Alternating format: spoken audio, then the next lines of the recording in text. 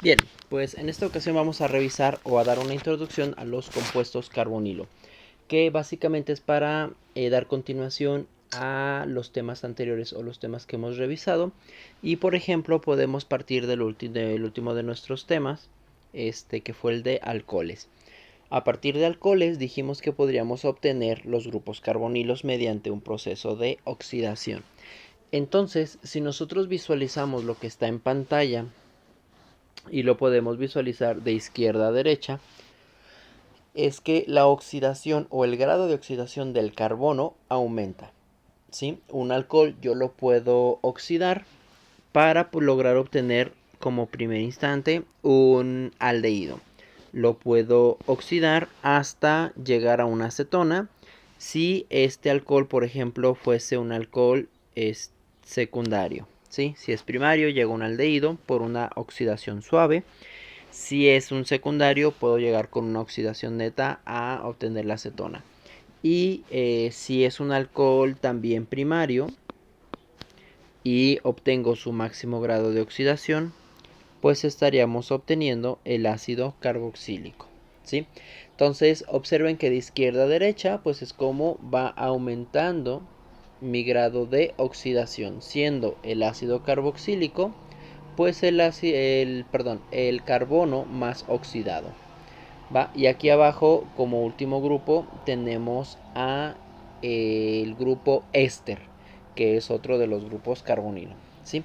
Entonces aquí básicamente lo que vamos a visualizar durante esta unidad pues son a los dos primeros grupos, que son los aldehídos y a las cetonas. ¿Va? Entonces vamos a hablar un poquito de su estructura y sus características principales. Bien, vamos entonces a visualizar la estructura de un grupo carbonilo.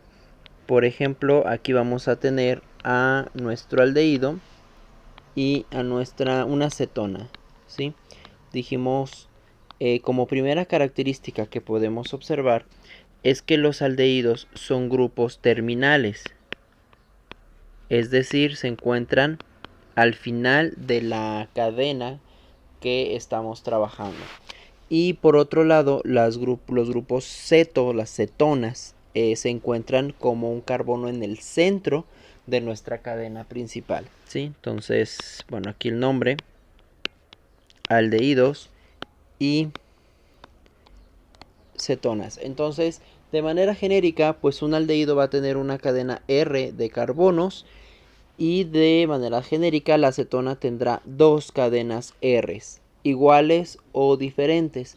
Si R, en este caso para la acetona, si R es igual a R', significa que tenemos simetría.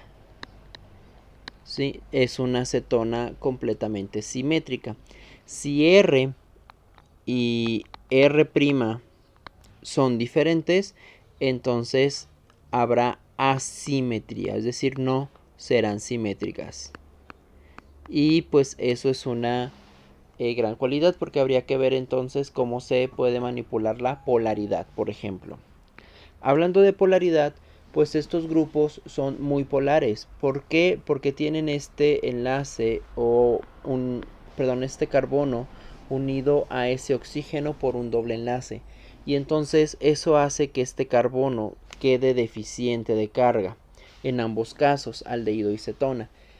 Entonces, los aldehídos y las cetonas son muy susceptibles a los ataques de nucleófilos.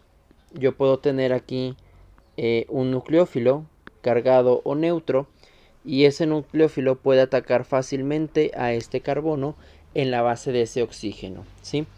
¿Por qué puede atacarlo? Pues básicamente porque tiene a este oxígeno que le está restando densidad electrónica. Y al de restar densidad electrónica, pues nosotros escribimos nuestro vector de polaridad de esta forma. ¿Sí? Entonces el oxígeno se lleva a los electrones, o él trata de jalar esos electrones, y el carbono, que es electropositivo, en este caso, pues podrá ser susceptible al ataque de nuestro nucleófilo. Y ahora bien, Para nosotros, otra forma de visualizar ese tipo de ataques nucleofílicos, pues es de la siguiente manera. El carbono tiene dos enlaces hacia el oxígeno. Uno de ellos es un enlace sigma y el otro es un enlace pi. Y eso también le confiere reactividad. ¿Sí? Aquí tenemos nuestro enlace pi y nuestro enlace sigma, tanto para acetona como para aldehído. Entonces estamos hablando que allí nosotros tendremos pues hibridaciones sp2 para los carbonos y el oxígeno se ve obligado pues a optar también por esa hibridación para poder unirse a este carbono. ¿Sí? Entonces tenemos enlaces pi. Recordemos, por ejemplo, la química de los alquenos. Los alquenos son estructuras reactivas precisamente por tener este tipo de enlaces, enlaces tipo pi. Entonces aquí no van a ser la excepción, van a ser estructuras susceptibles a los ataques nucleofílicos, pues por esta característica, ¿sí? Ahí está el ataque al carbono, donde el nucleófilo va a llevar a cabo la formación de un nuevo enlace. ¿Sí? Esto ocurre pues para tanto para cetonas como para aldehídos y obviamente también para el resto de grupos que se verán más adelante. Ahora bien, bueno, eso es la estructura de los carbonilos. Y ahora, ¿cómo es que yo puedo llegar a nombrar a una cetona? Y aquí vamos a tener dos tipos de nomenclatura. Por ejemplo, bueno, primero necesitamos hablar un poco de la clasificación de estos aldehídos y cetonas, que son los más comunes y nos llevarán a nuestra primer nomenclatura. Por ejemplo, yo puedo tener eh, esta acetona, donde será una acetona aromática. ¿Sí? Abreviaré acetona como C nada más. Entonces, esta puede ser una acetona aromática. Así, al mismo tiempo, podemos tener pues un aldehído aromático. Aldehído lo abreviaré como A, aromático. Luego podremos tener lo que son los dos compuestos cetona y aldehído, pero con cadenas alifáticas, es decir, cadenas de carbonos hibridación sp3. Ahí podremos tener a esa cetona alifática y pues también podremos tener al correspondiente aldehído, o sea, aldehído alifático.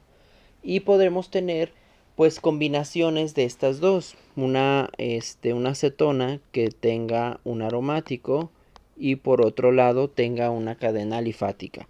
Lo mismo, bueno, para el aldehído no se puede obtener de esta forma porque el aldehído solamente tiene un sustituyente.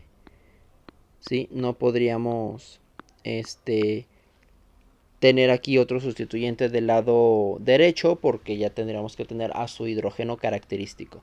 Lo que sí podemos tener pues es aquí la combinación que haya aromáticos dentro de la cadena que se une a este aldehído, ¿sí? Eso es lo que podríamos tener. Ahora bien, aquí podríamos ver también la simetría o la asimetría de las cetonas. Por ejemplo, esta primera que tenemos aquí, que estoy rayando con rojo, es una cetona aromática y es simétrica. Grupo izquierdo es igual al grupo derecho, es decir, sustituyente R es igual a R', R y R'. Y podemos tener pues acá, por ejemplo, en el segundo, una cetona asimétrica, donde su cadena R, la izquierda, y su cadena R', la derecha, no son iguales. Y eso pues también me habla de polaridad y de reactividad en cierto punto, ¿sí? Por ejemplo, una cetona pequeña, por ejemplo, no aromática, asimétrica, puede resultar en un rango de polaridad mayor y eso le va a cambiar por ejemplo, las propiedades o la solubilidad en agua, y eso me permitiría a mí realizar ciertas reacciones en ciertos disolventes. ¿Sí? Entonces, bueno, comenzando ahora sí con la nomenclatura, nosotros dijimos aquí que vamos a tener dos tipos de nomenclatura: la convencional o la clásica, típica, nombres comunes. Para ello, por ejemplo, algunos de los que están puestos aquí en la pantalla tienen un nombre común. A ver, una que no dibujé, la acetona. Por ejemplo, esta que estoy dibujando aquí abajo es la famosa acetona. ¿Sí? Y ella muy común en el uso cotidiano. Sirve como disolvente, por ejemplo, para limpiar el barniz de las uñas. Está para quitar también maquillaje con disoluciones aceitosas y agua, etcétera. Esta primera que tenemos aquí en la izquierda es la conocida como benzofenona. Esa es la benzofenona. La que tenemos aquí a la derecha es acetofenona.